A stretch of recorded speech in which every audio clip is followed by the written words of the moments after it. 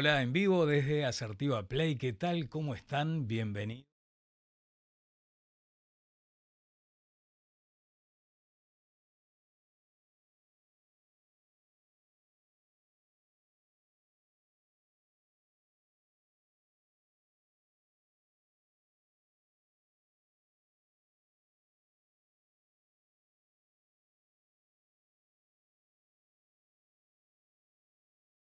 Tiempo y de volcarte a esa vocación de seguir estudiando, ¿no? Porque sos abogada, actriz, conductora, presentadora y ahora te pusiste en la psicología también, Y tengo un Nati. local de ropa también. También, también. Bueno, ahí ya debería Sí. estar apareciendo el gráfico, Ah, sí, ¿no? Ringabel, los espero a todos. Bueno, y Perfecto. en realidad yo cuando terminé el liceo estaba entre psicología y abogacía, Sí, me tiré por el lado de abogacía, terminé la carrera y siempre me quedó esa asignatura pendiente y dije, ¿por qué no estudiar psicología? Seguir estudiando, seguir enriqueciéndome. claro. Y bueno, y me animé y dije, ¿y por qué no? Y de Me grande igual, encanta, me arranqué y tengo un encanta. montón de compañeros en lo del AR, estoy también grandes Había una que señora muy grande, ¿me comentaste? hay señoras, sí, sí, sí, señoras, señores también grandes que tenían ese bichito Pero de qué tirarse bueno. para el lado de psicología e incluso recibirse y ejercer Está muy eventualmente. bien. Bueno, vamos a estar hablando en este programa en minutos con el doctor Leonardo Costa, ya que estábamos hablando de abogacía, por este asunto de conexión ganadera, que no deja de sorprendernos a diario. También con Belén Suárez, es una influencer. Vos Influencer estuviste, ecologista. sí, estuviste explorando sus redes, Sí, sus ¿no? redes sí, dice cosas muy interesantes y Ujú. muy impactantes en su Instagram más precisamente. Bien. Sí. También estaremos hablando de lo que plantean los defensores de oficio que consideran que hay que cambiar el sistema. Ustedes saben que los defensores sobre todo atienden a aquellos sectores más vulnerables de la población. Estaremos con Lucía Long hablando de eso y con algunos otros contactos que lo dejamos para más adelante, pero nos encanta esta posibilidad de estar en contacto con ustedes los lunes desde Asertiva Play, también los martes en Asuntos Públicos de TCC. Vamos a ir como comentando aspectos de las estafas, del cuento del tío. Esto de conexión ganadera es un escándalo de proporciones. ¿Te estafaron alguna vez a vos, Nati? A nosotros lo que nos pasó con nuestra marca de ropa es que, viste que se estila en las empresas hacer sorteos a través de las redes sociales. Claro. Y a través de Instagram, hace unos años hacíamos sorteos y lo que hacían estos estafadores, ingresaban no nos hackeaban la cuenta, eso no. Lo que hacían era, se fijaban en los seguidores que nos habían puesto like en el posteo, que seguían Sí. una determinada cantidad de pasos, les escribían por privado y les decían que habían ganado y que para hacerse del premio tenían que pasar número de tarjeta de crédito, bueno, datos personales. Entonces, viste que cuando empieza a pasar eso es peligroso porque hay gente que cree en ese cuento. Claro, claro. Y bueno, y después lo que aprendimos, que dábamos como consejos, que siempre en las publicaciones pongamos, nunca vamos a pedir datos personales, ni siquiera al ganador. Ujú. Entonces, bueno, la gente se fue avivando en ese Claro, sentido. claro. Pero es un Sí, riesgo, ¿no? sí. Bueno, 092-120-123 es el teléfono de contacto que tenemos aquí en Asertiva Play a través de los canales de YouTube para que ustedes también estén en contacto y para que nos cuenten si en algún momento se sintieron estafados, algún familiar, en fin. Vamos a ir directamente a una miradita por este Montevideo precioso, muy frío, por cierto, para recibir ya de inmediato al doctor Leonardo Costa.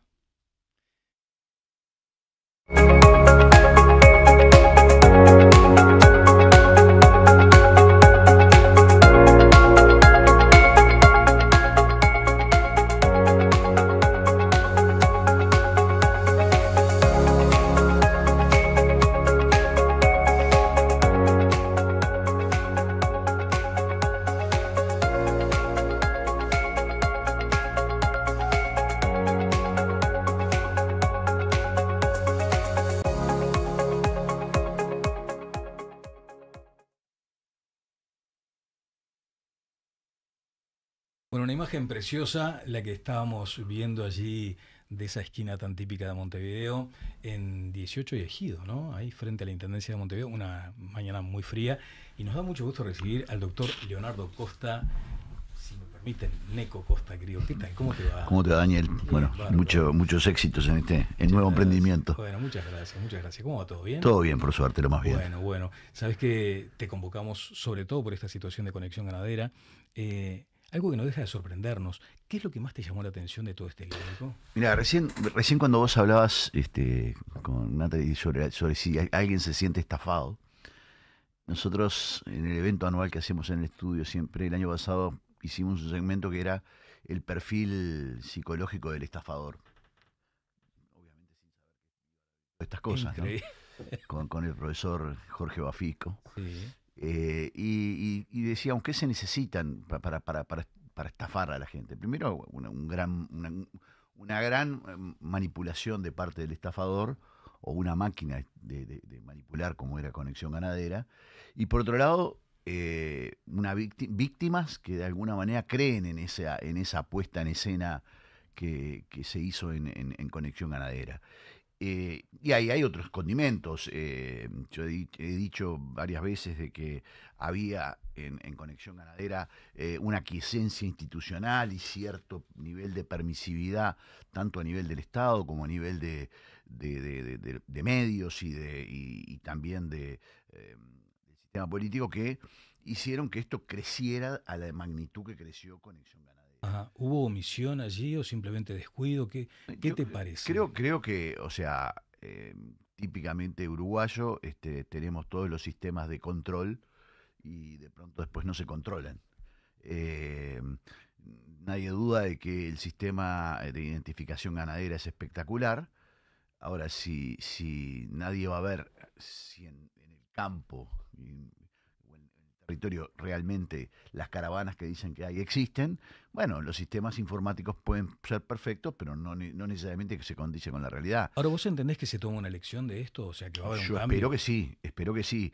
Primero porque el sistema de identificación ganadera es básico para la economía uruguaya, fue un gran invento que se hizo por allá por los años 2000, que lo que trataba de hacer justamente darle la trazabilidad Claro, del campo al plato, ¿no? exacto.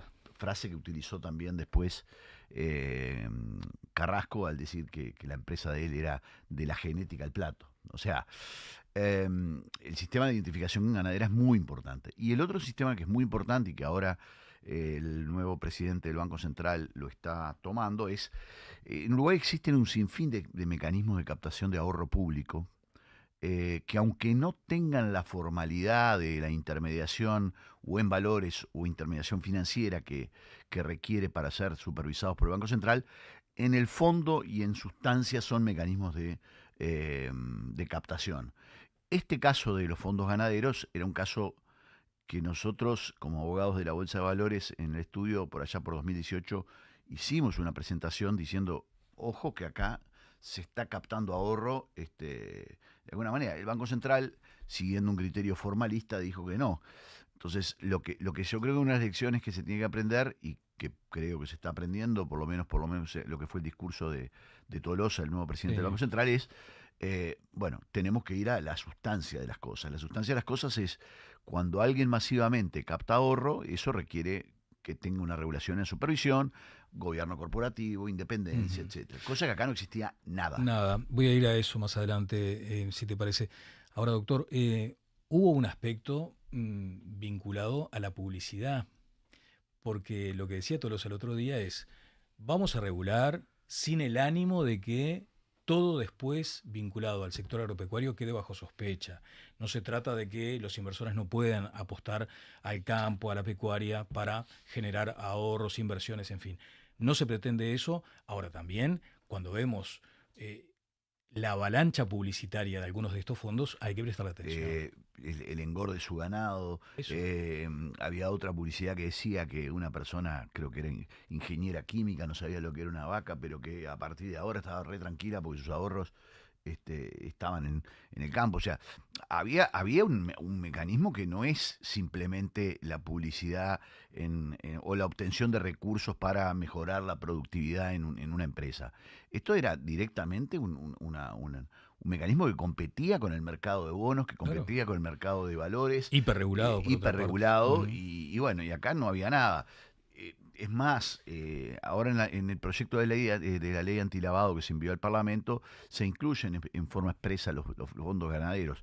Pero para mí ya estaban incluidos. O sea, estaban incluidos en la medida que había un tercero que de manera profesional y habitual manejaba fondos de tercero, administraba fondos de Ujú. tercero. Sí. Entonces, por eso digo, a veces en Uruguay hay una tendencia, con los años quizás uno eh, lo ve con más frecuencia. Hay una tendencia que creemos que está la ley y con eso ya se solucionó el problema. Claro. Y después los mecanismos de los resortes, el músculo que tiene que tener de contralor no está. Los radares están desenchufados. Más o menos eso. Decime, Neco, ¿a cuántos afectados representás hoy? 580. 580, un número importante. Esto hay que ir sobre trajes a medida, o sea, cada solución tiene sus características, me imagino. Sí, porque, digamos, acá había dos grandes productos que vendía esta gente. Uno era un mecanismo de capitalización, ¿tá? Y bueno, ganadero, que se le llamaba, y el otro era el producto terneros, que ese era ni más ni menos que un caso de intermediación financiera, sin más. Acá, o sea, ¿en qué está la causa? Y por eso digo, todavía falta mucha tela para cortar. Primero, todavía en la parte concursal, que es la parte donde está el doctor Chavatoni como síndico, sí. No sabemos todavía cuál es el total de los acreedores que se presentaron.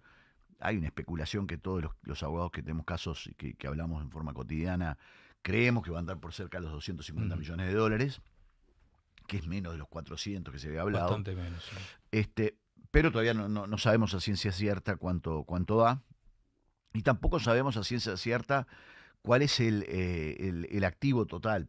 Sabemos sí que hay unos 70.000 cabezas de ganado, según ha dicho públicamente Chavatone, pero también gracias a nosotros trabajamos básicamente con algunos estudios que representamos mayoritariamente a la gente, muy coordinados. Y nosotros pedimos, por ejemplo, el concurso de la sociedad de hecho, otros colegas pidieron el concurso de la herencia de Vaso. O sea que se van complementando. Sí, no significa que sean estrategias distintas. No, o sea, primero que nada la estrategia, a ver, después podrá haber alguna discusión menor, pero a ver, nosotros básicamente con algunos colegas que estamos representando unos 1.500 en total. ¿De un número de 4.000? Bueno, es que no sabemos el número. ¿Por qué?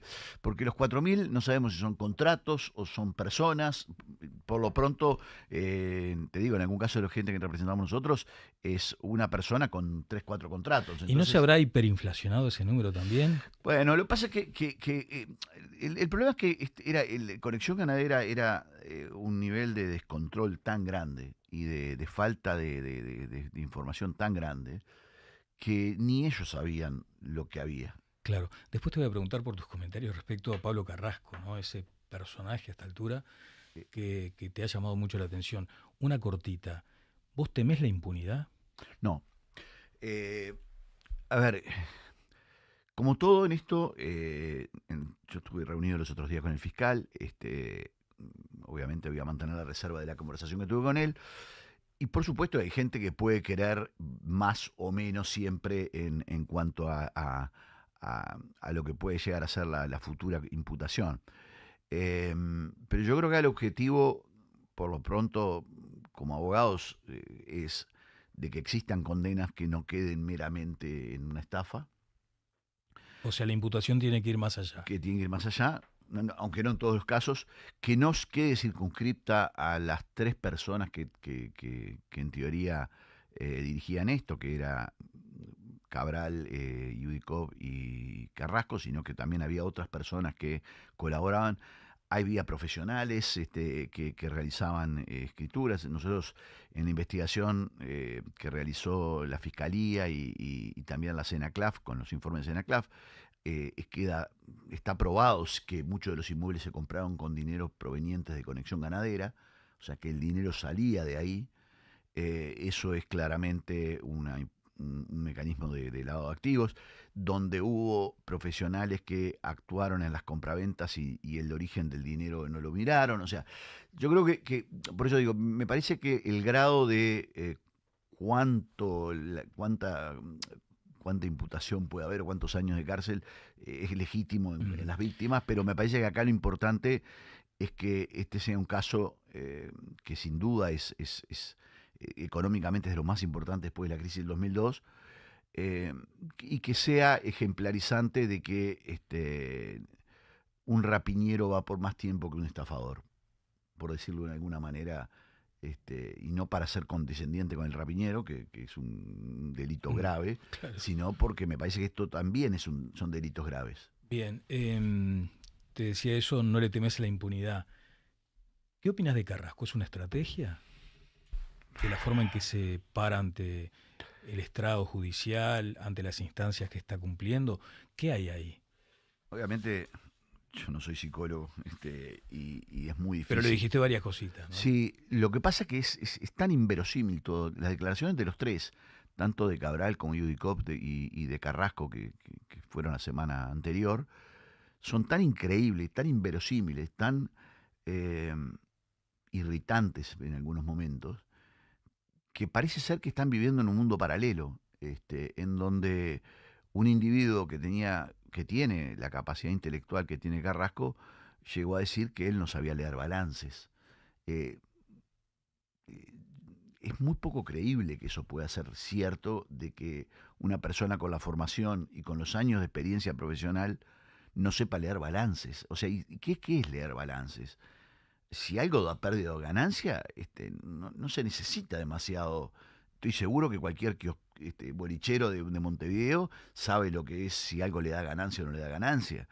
Debe haber saldo, chao, ya está. Claro, y después todo el mecanismo de cómo, porque una cosa es lo que yo declaro, o lo que declara una persona frente al fiscal, y que obviamente está pensado y preparado por los abogados para tratar de evitar una imputación mayor, pero otra cosa son las pruebas evidentes y objetivas que hay en el propio expediente, en donde, bueno, no son, digamos, los dichos no se condicen con toda la prueba.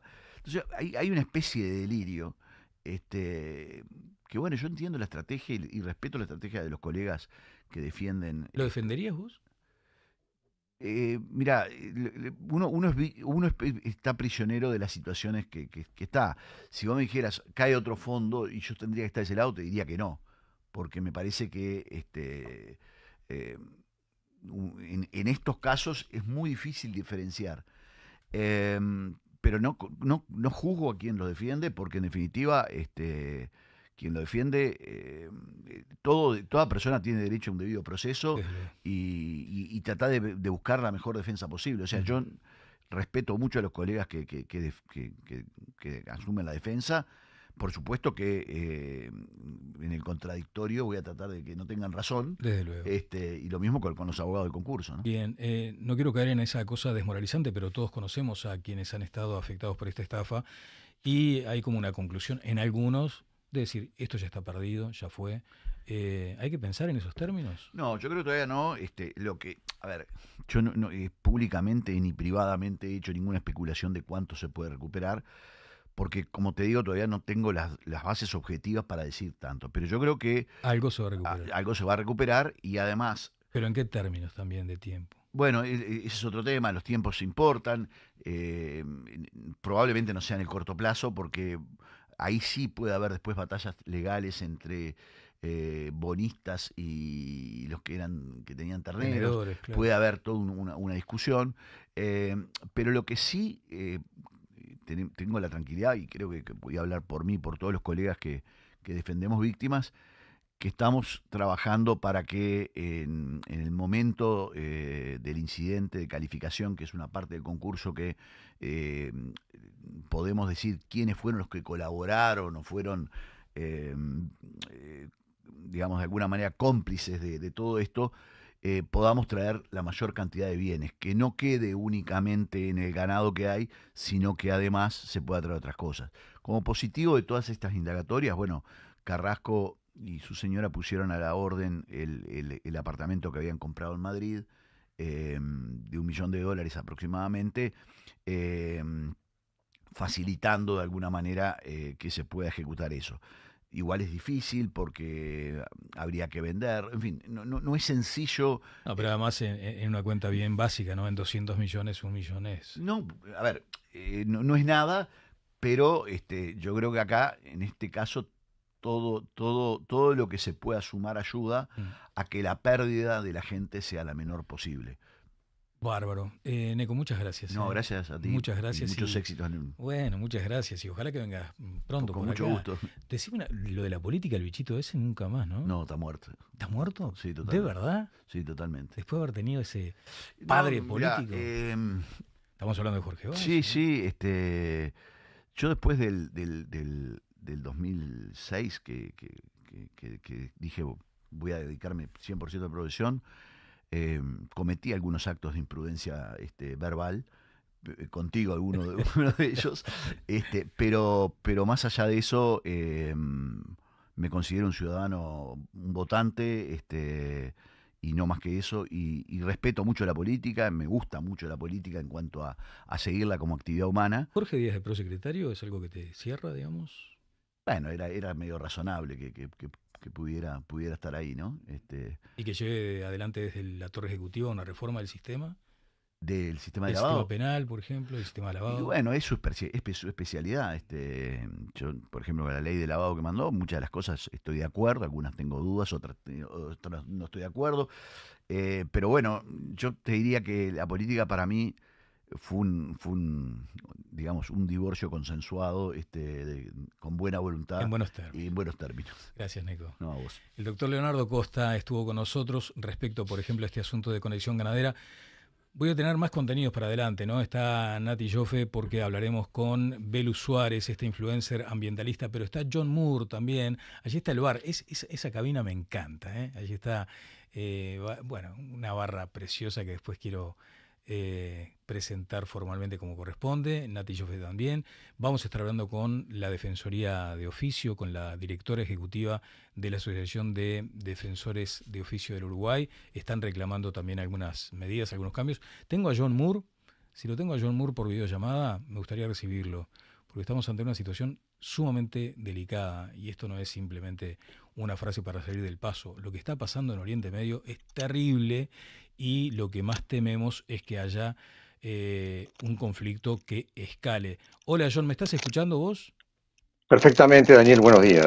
¿Qué tal? ¿Cómo te va? Bueno, explícale a la gente qué es lo que está pasando, por qué recrudeció esta tensión entre Israel e Irán con estas consecuencias que pueden tener un impacto global, John. Bueno, Daniel, en primer lugar, tenemos que contextualizar este conflicto en una línea de tiempo, ¿verdad? Y este es un conflicto que nace hace ya más de 40 años, en el año 79, para ser precisos, con el derrocamiento del régimen del Shah de Irán y la instauración de este régimen teocrático fundamentalista iraní. A partir de ahí cambia completamente el balance de poder en Medio Oriente, la geopolítica en Medio Oriente, e Irán con ese régimen se convierte en una amenaza para el Estado de Israel. Acto seguido, este régimen comienza a desarrollar un programa de desarrollo nuclear, de enriquecimiento nuclear, con tecnología que le fue provista en su principio, bueno, por la Unión Soviética en su momento, por China después y por Rusia ahora, y a través precisamente de estos insumos y sus capacidades tecnológicas, Irán fue capaz de llegar a puertas al umbral de enriquecer uranio a un nivel tan alto como para estar en el umbral ya de poder fabricar armas nucleares.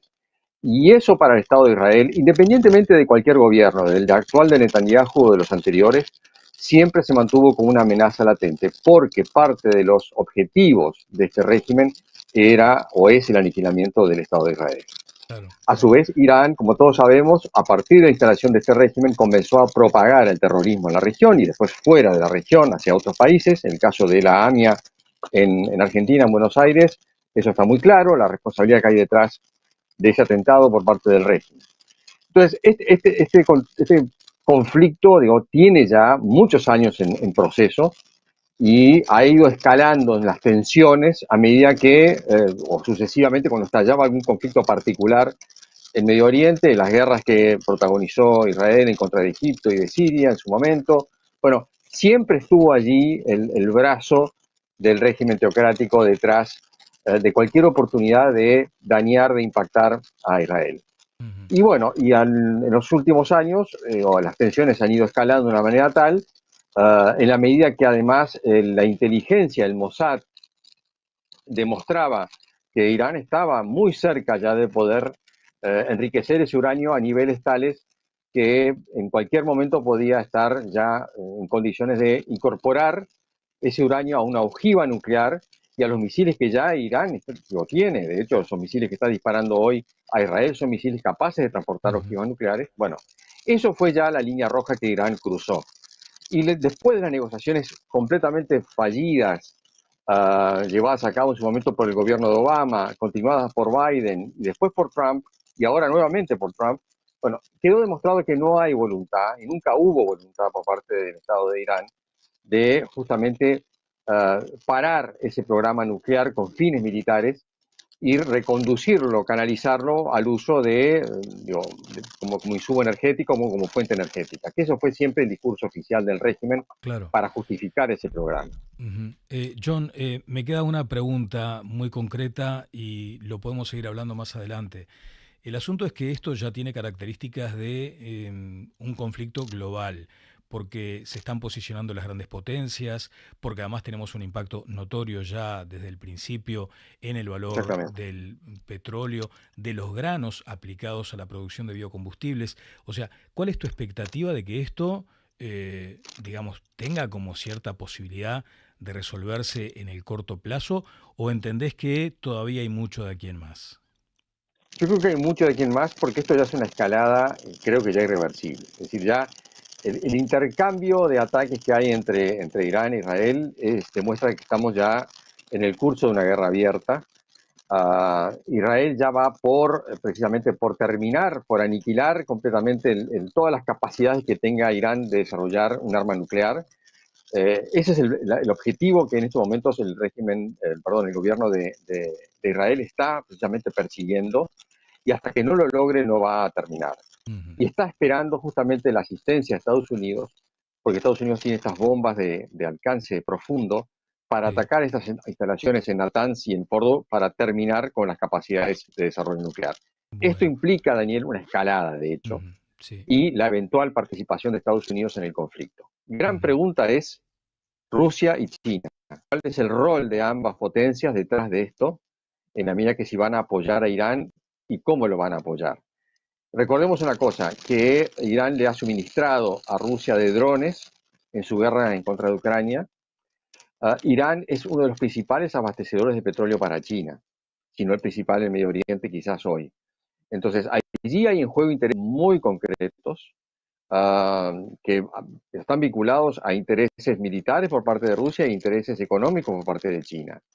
Hasta ahora han mantenido un silencio. De hecho, bueno, Putin ha llamado a Trump, ha tratado justamente de llamar a la calma, pero sabemos muy bien las intenciones que hay detrás. Es decir, a Putin no le conviene tampoco un Medio Oriente inestable en este momento, porque necesita de Irán, y lo mismo en el caso de China. Claro. Pero siempre en estas cosas se cruza un umbral, Daniel, y cuando se cruza ese umbral final, es muy difícil volver para atrás, lamentablemente. Desde ya. Bueno, tenía alguna dificultad para escucharte, John. Lo que dejo abierta es una invitación a que estés aquí con nosotros en Asertiva Play, en estudios, para seguir hablando de este asunto que, por lo que mencionabas, eso es de pronto lo más inquietante, lo que puede suceder de aquí en más es que se agrave, y allí tendremos consecuencias a nivel de todo el mundo. John, muchas gracias, un abrazo. Muchas gracias a ti, Daniel. Bueno, seguimos avanzando. Acá tenemos una hermosa mañana. Ahora sí se despejó completamente el cielo de este lunes 16 de junio. Quiero recibir a Nati de vuelta porque vamos a estar hablando de las defensorías públicas y tengo a Belén Suárez esperando también en los próximos minutos para saber. Ustedes se van a escandalizar, como todos seguramente los que accedan a la cuenta de Belén Suárez de Ecovelu, se escandalizan por el volumen de desperdicios que tenemos anualmente en Uruguay de alimentos que podrían ser perfectamente utilizados. Vamos a estar con Belén Suárez en minutos y además quiero un datito deportivo después con alguien del equipo. Nati, por favor, venite conmigo. Allí estaban las vías de WhatsApp. Vamos a estar recibiendo ahora a Lucía Long. Tengo también la expectativa. Allí está, siéntate tranquila, estamos en streaming. Dicen que esto es una cuestión que tiene que ser así, de lo más natural. Nos dice Valen, viste que es la que está siempre muy atenta. ¿La podemos invitar a Lucía Long a propósito de los defensores de oficio? Bueno, Nati, comentarios a propósito de las primeras reacciones de esta primera edición. Estábamos hablando de Conexión Ganadera, de lo que significa muchas veces justamente eso, ¿no? Sentirse estafado. A veces en montos modestos en principio, pero que también impactan en la gente. Otra gente que invirtió todos sus ahorros y ahora está absolutamente desesperada, no sabe qué hacer. Lo que es increíble es cómo no se llega a la cifra exacta, ¿no? Exacto. Y me quedo con unas palabras que dice Leonardo Costa, el doctor Leonardo Costa. Una especie de delirio. Habla de las declaraciones también de Carrasco y que no sabe el tema, se escuda, que no sabe leer los balances, por ejemplo. Y bueno, como que no entiende mucho las estrategias. Pero después me pareció interesante tu pregunta cuando le dijiste si lo defendería. Claro. Y ahí, Vos sos abogada. soy abogada, sí. Si vienen y te pagan, ¿defendés lo que sea? No. ¿Cuál es la garantía que tenés que tener para empezar un proceso de defensa? ¿La garantía en qué sentido? O sea, vos Decís. tenés que tener la tranquilidad de que vas a defender algo que entendés que merece ser defendido, o directamente hay temas de los que te apartás. Nosotros tenemos que partir de la base de que todos tienen derecho a una defensa, ¿verdad? Y los abogados no son los que hacen justicia, son los que se ponen la camiseta de su defendido y tratan de que se cumplan o sea, en lo posible, las mayores garantías de ese defendido. Ujú. Ahora, uno tiene derecho de elegir o no. El tema Claro. es con los defensores públicos, Claro. que es el caso que les toca. A mí me gustaría preguntarle a Lucía si alguna Sí. vez pudo elegir y decir, no, acá prefiero no Acá tomar prefiero no. parte. Sí, sobre todo Sí. cuando hay crímenes tremendos que afectan a Sí. niños, de situaciones vulnerables. Mira, Mm. vamos a ir al bar. El bar es esta cabina de control y allí está Lucía Long. Mirá Así el que, equipo que tenemos. no, un equipazo, así da gusto, así da gusto. Vamos a pedirle a Lucía Long que pase, por favor. Veo a Mateo también. Después ¿Qué tal? quiero información Bienvenida. deportiva con usted, ¿sabe, señor? ¿Cómo andas, Lucía? Toma asiento, por favor. ¿Cómo estás? ¿Cómo andan? ¿Qué tal? ¿Cómo estás? Buenos días. Bueno, estamos con la doctora Natalie Joff en este caso, y ella decía eso, ¿no? Que ustedes muchas veces no pueden elegir a quién defender. ¿Toca lo que toca? ¿Es así? Sí, nunca podemos elegir. O sea, nosotros tenemos asignado turnos dependiendo del lugar del país que se trate, en materia penal, que es lo Sí. que estamos hablando. Y bueno, mientras estamos de turno tenemos que asistir a todos los imputados que están siendo investigados por Fiscalía y bueno, sea en sede administrativa o sea que ya son llevados a juzgado, tenemos que hacer la asistencia salvo que tengamos algún tema puntual como conocer a la víctima, Claro. alguna causal para poder excusarnos, pero en ese sentido, Sí, no sí. por el tipo de delito que se esté imputando. Puede ser una pregunta que a veces resulta incómoda, pero que se reitera mucho. Y ustedes, tengo una abogada, dos abogadas en realidad, una defensora pública como Lucía Long. ¿Hay justicia para ricos y para pobres? Bueno, es un tema que desde la Asociación de Defensores hemos trabajado mucho. Creemos que sí en cuanto al acceso de la justicia. A ver, esto no significa que un juez vaya a fallar de una forma o de otra porque una persona tenga capacidad económica y otra no. Pero sí es cierto que al momento de acceder a la justicia las condiciones son distintas como para acceder a tantos servicios que Claro. incluso que el Estado brinda, ¿verdad?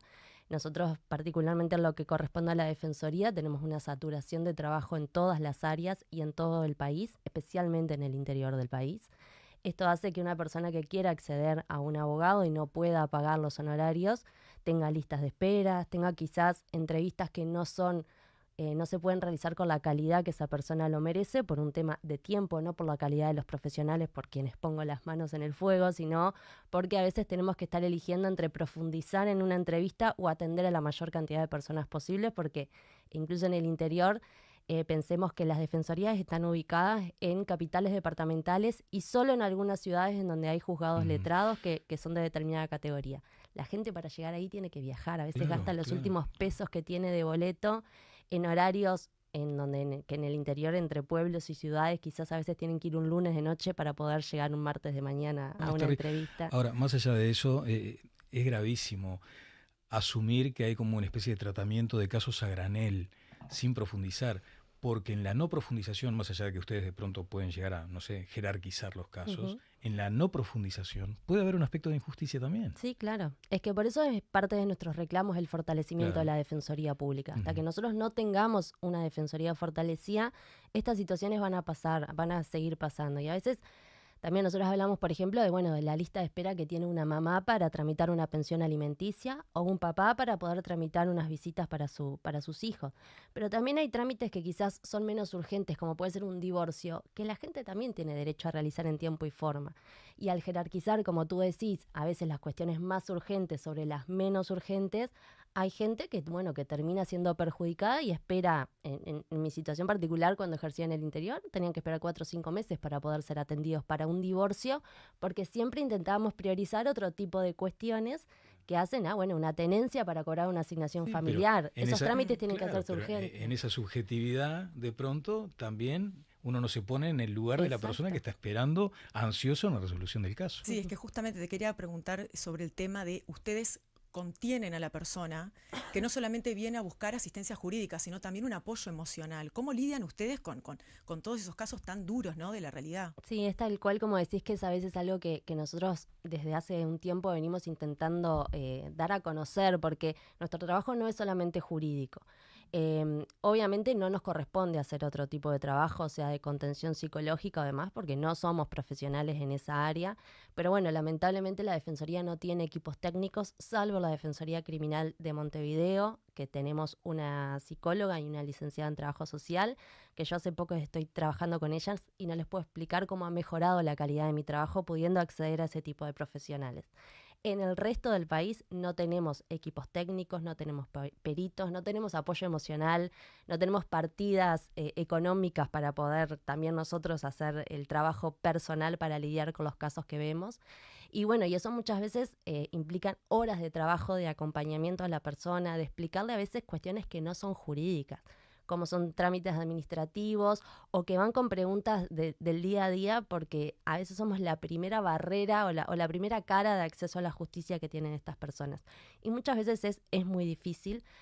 Intentamos hacer lo mejor que podemos, pero sin el conocimiento técnico que requiere abordar ese tipo de situaciones. Nosotros no podemos faltarle el respeto a profesionales que estudiaron y que se forman en esa área. A veces lo hacemos porque la situación de urgencia lo amerita, pero lo ideal sería trabajar con equipos técnicos que pudieran dar también esa visión desde otras disciplinas para que el trabajo sea integral, porque el trabajo de la Defensoría es integral. Y es interdisciplinario. Exacto. Sí. La resolución de los conflictos cada vez viene menos desde la norma y más desde otro tipo de cuestiones. Y hoy la Defensoría en eso tiene un bache muy grande sobre la forma de trabajo. Están planteando un cambio. A nivel legislativo ya está a consideración una iniciativa. ¿Qué expectativas tienen de eso? Y las expectativas son altas. Nosotros ya nos presentamos ante la Comisión de Constitución y Legislación del Senado, Sí. que es donde se está tratando el proyecto. Hemos tenido muy buena recepción de todos los legisladores, de todos los partidos políticos. Hay un consenso político sobre la necesidad de fortalecer y jerarquizar la defensa pública. Ajá, el consenso sobre la defensa pública está planteado, Sí. sobre fortalecerla. De todos modos, estaba leyendo que algunos expertos pueden llegar a considerar inconstitucional esta reforma planteada.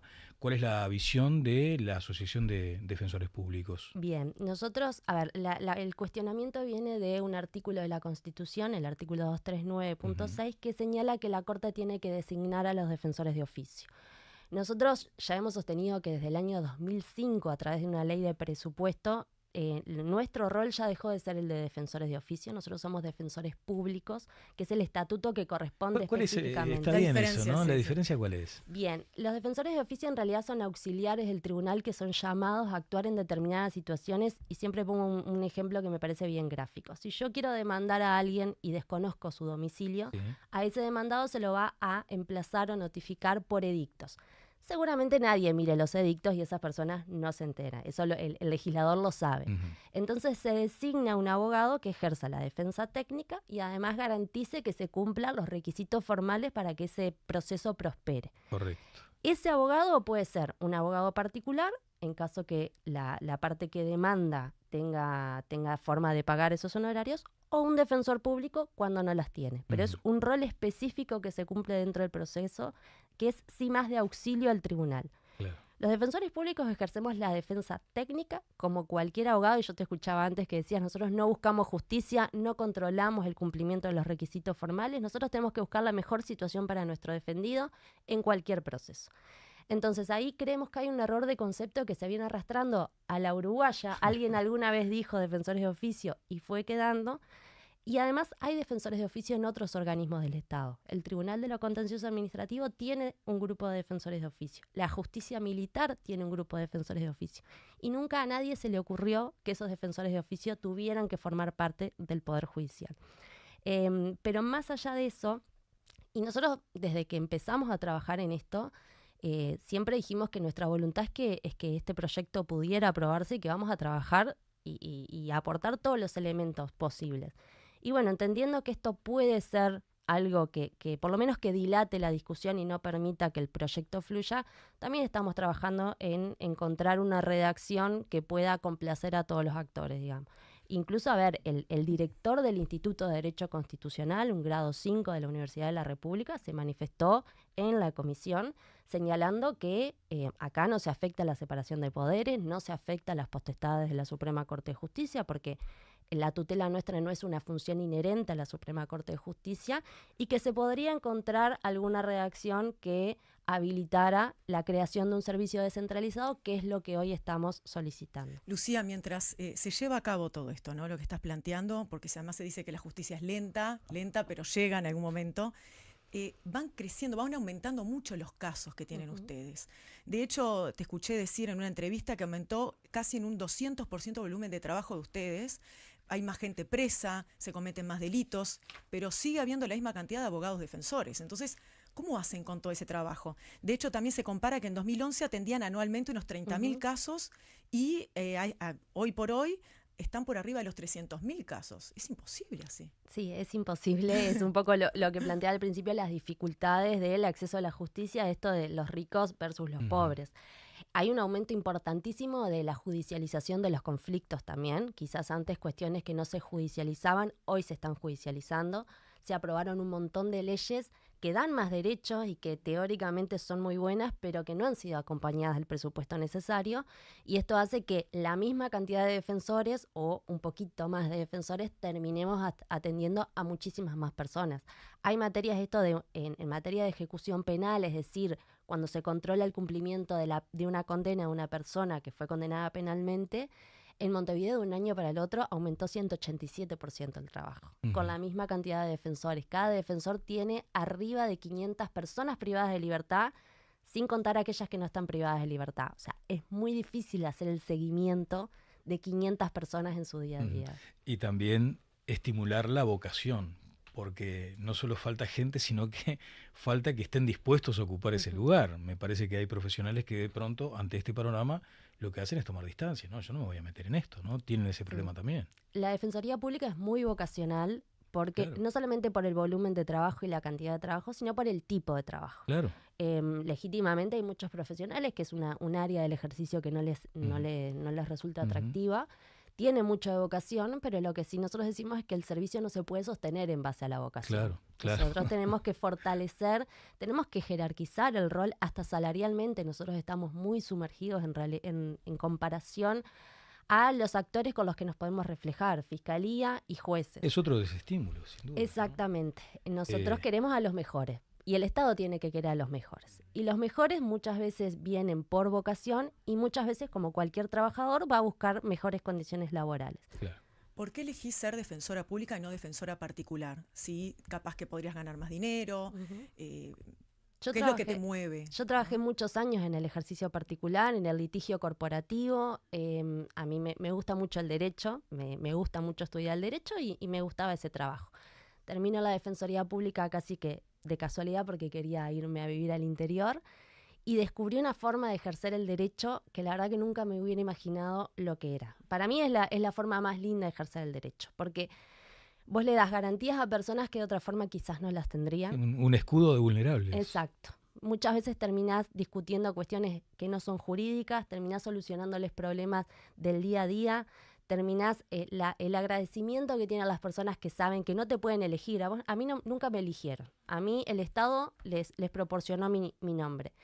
El agradecimiento de esas personas es un agradecimiento que yo litigué 8 años en el ejercicio particular y nunca lo recibí. Son personas que están siempre en el peor momento de vulnerabilidad de sus vidas.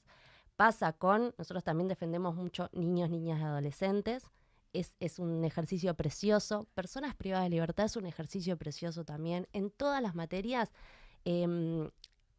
creo que hacemos una diferencia, que quizás en otras formas de ejercer la profesión no se hace. Son elecciones, obviamente nadie es defensor público por la plata, por decirlo de alguna forma, porque en cualquier otra área tendríamos mayores ingresos. Bueno, muchas gracias, Lucía. No, muchas gracias a seguir ustedes. peleando y cuente con este espacio para seguir reivindicando. Ojalá la próxima vez sea para contarles qué se dio. Con esto aprobado ya. Tengo un video de Belén Suárez. ¿Sos de tirar la comida así indolentemente? No, y menos en las cosas que vemos y las cuestiones en las que trabajamos, no es algo que haga o que intento no hacer. ¿No clasificás en tu casa la comida o tirás todo al mismo tacho?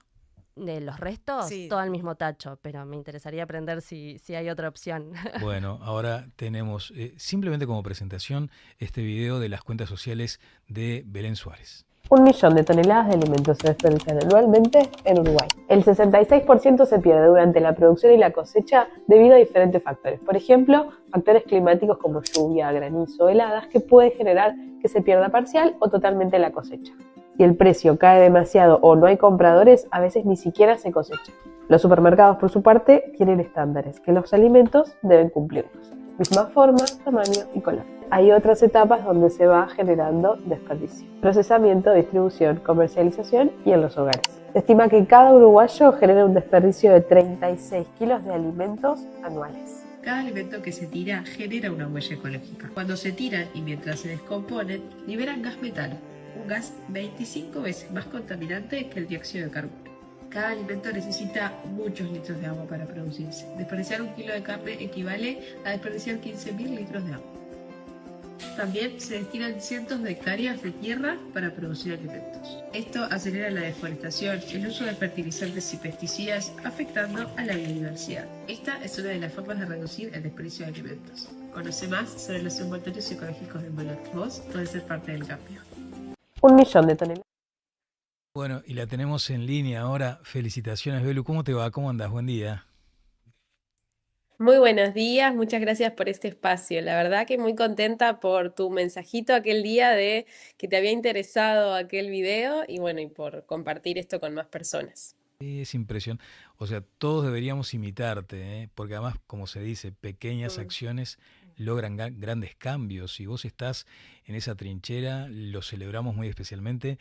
Con Nati estábamos conmovidos porque alguien se anima. Me imagino que tenés otras tareas, otros roles para desempeñar y sin embargo militando que seamos más conscientes, Nati. Sí, totalmente. Es como que uno te escucha decir todas esas cosas tan impactantes, ¿no? Y cómo no somos conscientes de todos los litros de agua también que se utiliza para la elaboración de cada alimento, que incluso cuando tiramos un alimento, la descomposición hace que se libere un gas metal mucho más nocivo que el dióxido de carbono. Bueno, te escuchábamos muy atentamente y la verdad que es increíble todas las cosas que no somos conscientes y que hacemos día a día. Exactamente, mi intención con mi red social, que es Ecovelu, es generar educación de esas cosas diarias que podemos hacer para generar un mejor impacto. Todo lo que hacemos en nuestra vida diaria tiene un impacto, lo podemos reducir teniendo un poquito de información. Un poco es esto también, ¿no? Nunca me voy a quedar sin contenido porque hace 5 años que hago contenido de educación ambiental y en todo lo que hacemos podemos mejorarlo. O sea, si estamos por pintar nuestra casa, hay una pintura que sea más sostenible. Si estamos yendo a comprar nuestros alimentos, hay alimentos que puedo elegir. ¿Vieron cuando nos ofrecen ese kilo de banana que está ahí medio madurito? Bueno, imagínense que esa banana Ecuador vino desde Ecuador y generó también dióxido de carbono y se está por poner fea y capaz que con una receta lo podemos salvar. Digo, puedo llegar a hablar de todo tipo de temas. En todos intento abordar sobre todo las problemáticas de Uruguay, porque sí me pasa que sigo a muchos creadores de contenido que terminan hablando de educación ambiental, pero del mundo, de otros países. A mí me gusta buscar información, no siempre es fácil de encontrar, porque no siempre hay estudios sobre estos temas. Tratar de llevarlo a nuestro país y cómo impacta nuestra vida diaria en nuestro país. Si es Claro. que están los datos, ¿no? Está bien, Belu, siempre sin ánimo tampoco de buscar responsabilidades exclusivas en las actitudes propias, pero deberíamos revisar nuestras conductas. Tampoco se trata de cargar exclusivamente sobre las empresas, sobre los supermercados, pero también tienen su cuota de responsabilidad. Y ni que hablar las autoridades a nivel del gobierno, del Estado, que se supone que deben atender circunstancias que nos afectan a todos. ¿Dónde ves los flancos más débiles en esa especie de trilogía? Y la verdad es que esa es una de las luchas, digamos, que siempre tengo cuando saco un tema, porque es como, si yo digo que yo soy en parte responsable por esos 36 kilos de comida anuales que tiro por persona, yo soy una uruguaya, o sea que tiro esa cantidad, muchas personas dicen, ah, no, pasa que el supermercado también hace lo suyo, y el supermercado te dice, no, pasa que son los gobiernos, no, pasa que son las intendencias, y es como que nos pasamos la pelota y al final siento que no va por encontrar el culpable, sino por qué puedo hacer desde donde estoy. Bueno, si ocupo un lugar de trabajo quizás en una escuela, si fuera maestra, y puedo observar algunas prácticas en la cocina de la escuela, y bueno, quizás puedo llegar a reducir muchos kilos de alimento desperdiciado. Depende del rol que ocupe, tengo mucho por hacer. Entonces, me paro yo como comunicadora a decir, ta, este es, bueno, no soy comunicadora, pero generé este contenido para, para hacer eco, ¿no? Este es el número. ¿Qué podemos hacer con esto cada uno desde donde está? Sí es verdad que es algo que se da muy seguido en mis redes sociales, que es como, ah, no, pero yo no tengo la culpa. Imagínate que 36 kilos comparado con 1 millón de toneladas anuales en Uruguay, 36 kilos, pero bueno, todos hacemos que ese número al final cierre, ¿no? Y discrepo contigo, sos comunicadora, y vaya si lo sos, porque estás comunicando estas acciones, Totalmente. ¿no? Sí, sí, sí. Em, tenía una consulta para hacerte, a ver si tenés información al respecto. En el Plan Nacional de Gestión de Residuos se plantea que uno de los principales objetivos del Ministerio de Ambiente es cerrar todos los vertederos a cielo abierto para 2025. De hecho, en 2022 se cerró el primer vertedero a cielo abierto en el departamento de Rocha, que estaba situado muy cerca de una toma de agua potable. Estamos en el 2025. ¿Se logró el objetivo o es una utopía? Hmm, excelente pregunta. Bueno, va en camino. También es una cuestión, es un plan nacional que se baja a las diferentes intendencias y cada una va ahí en un proceso. Bueno, son cuestiones que llevan un montón de tiempo. Yo te puedo hablar desde acá, desde Paysandú. El vertedero ya se cerró. Hay una planta de gestión de residuos. Todos los residuos del departamento de Paysandú van a esta planta que entran a una cinta clasificadora donde trabajan 60 personas por día y ahí los residuos van separándose por material, se cargan en camiones y se venden a las respectivas plantas. La clasificación de residuos sigue siendo un negocio, ¿verdad? Entonces, a medida que haya compradores de los diferentes materiales, va a haber personas clasificando para generar los fardos que se llaman, los cubos de materiales que se suben a camiones y se comercializan. Entonces, para mí, lo que sí está como muy, muy puesto el foco a nivel de marketing es en la palabra, en el término reciclaje. Yo intento Ujú. decir que las otras R siguen siendo igual de importantes porque si nosotros, por ejemplo, en casa se nos rompe una lamparita de LED, por ejemplo, y no hay reciclaje de ese material en Uruguay, entonces no puedo pretender que todos mis residuos se vayan a clasificar y por lo tanto se cierre el vertedero a nivel de que no haya residuo. El tema del vertedero sí es muy complejo porque, claro, todos nuestros residuos liberan líquidos lixiviados, ¿viste? Cuando juntás tu bolsita con residuos mezclados que abajo te queda como líquido. Ese líquido, imagínenselo multiplicado por, en Paysandú entran 100 toneladas por día de residuos. Imagínense otros departamentos, imagínense a nivel de todo el Uruguay, la contaminación del aire, del suelo y de las olas aledañas, generalmente viven personas cerca. También teníamos un problema enorme social de que antes de que se cerraran los vertederos, había personas trabajando en condiciones terribles dentro del vertedero. Entonces, bueno, acarrea muchos problemas, ¿no? Ambientales, sociales. El cierre del vertedero es un debe que tenemos a nivel nacional que, bueno, se está llevando adelante. Es un proceso largo, es negociaciones, acuerdos, pero está sucediendo. Claro. Belu, hemos escuchado también que las grandes superficies o los restaurantes, es increíble la cantidad de comida que se tira por día en un restaurante cualquiera, ¿no? Eh, pero ellos también hablan de algunas normas que tienen que ver con la imposibilidad de entregar esa comida que a veces está en perfectas condiciones, en buen estado, que puede clasificarse también, porque dicen que hay muchas limitaciones desde el punto de vista legal, hay seguramente cuestiones bromatológicas. No es entregar, digamos, comida en mal estado, es entregar comida que se dejó de lado y que mucha otra gente la podría utilizar y podría alimentarse con eso. ¿Hay necesidad de cambiar alguna regulación? Vos que hace tiempo estás Mm. metida en este asunto, ¿hay margen para cambiar algunas disposiciones legales?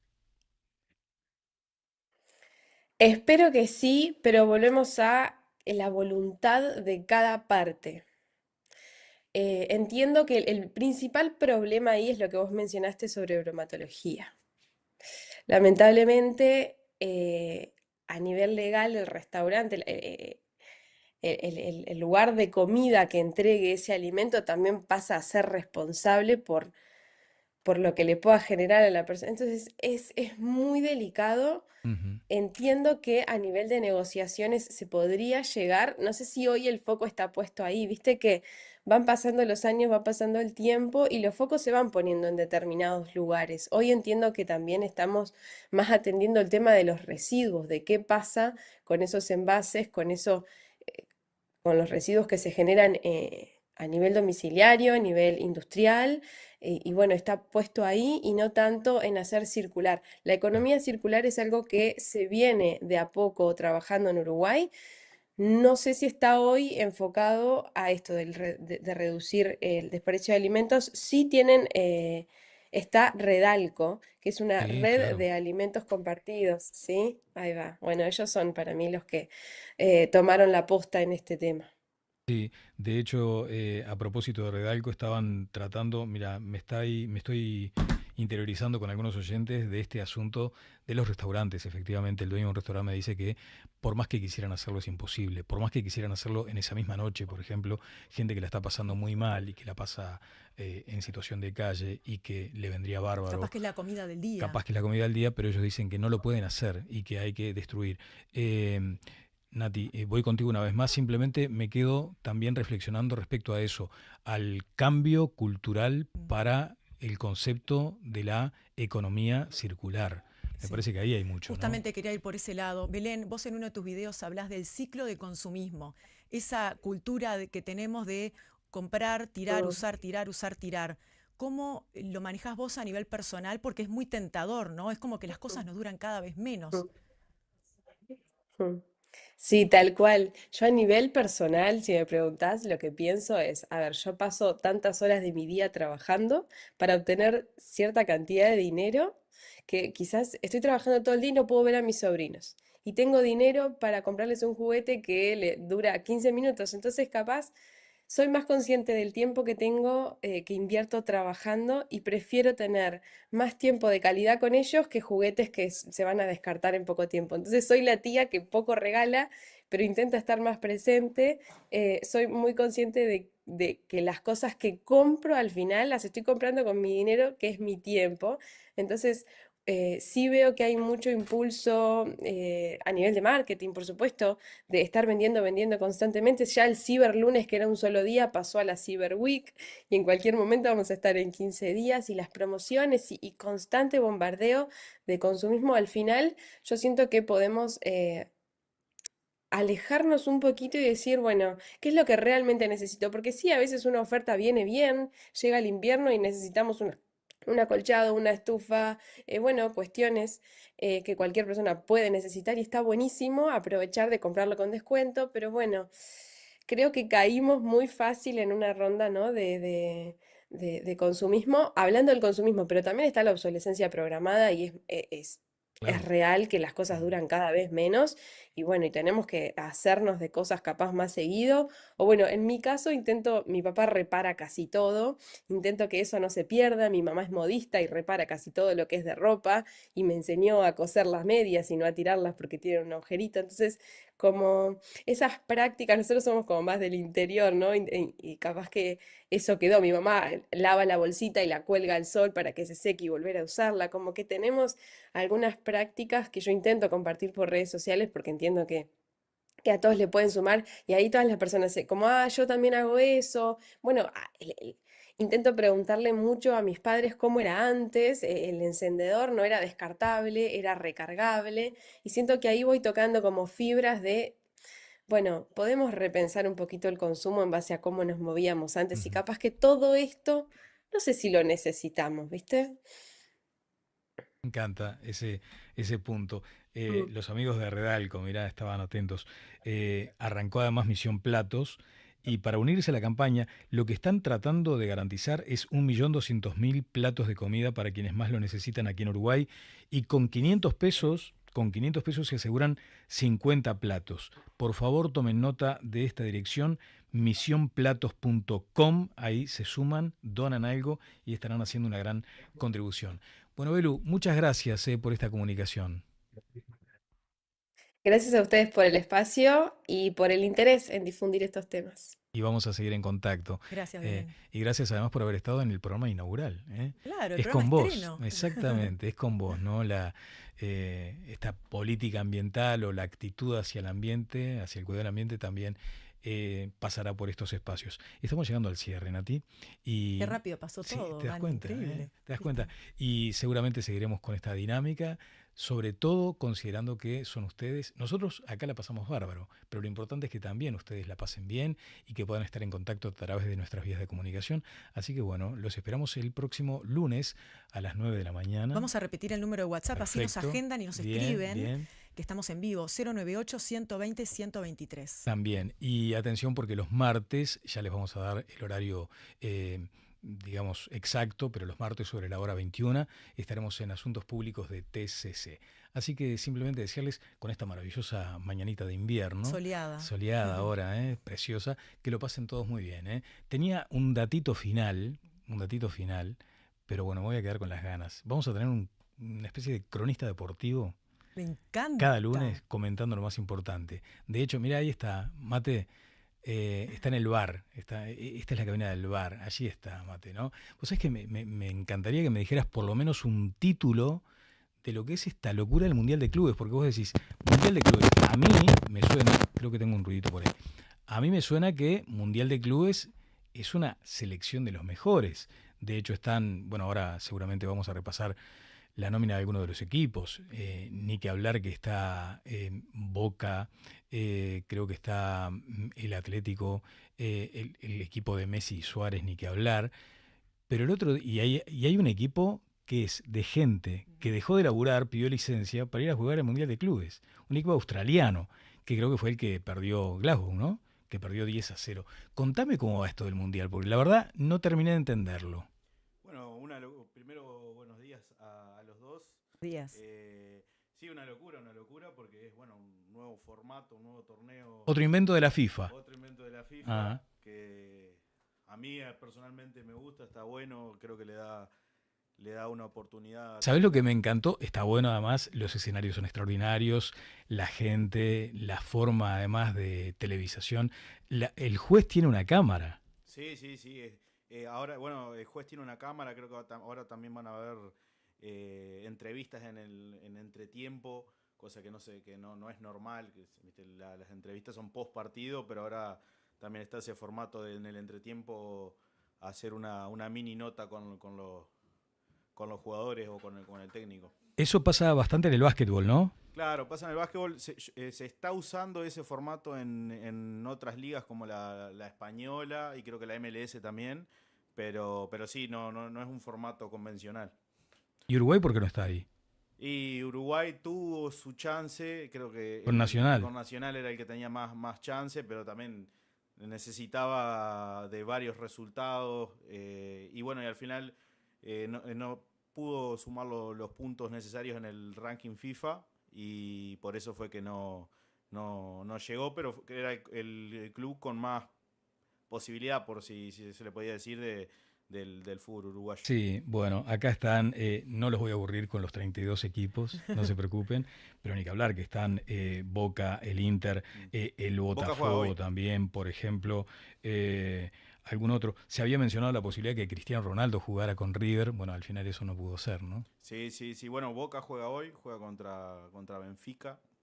Lindo partido. Benfica, claro. Y el viernes juega River contra Urawa Reds, que es un cuadro coreano, me parece.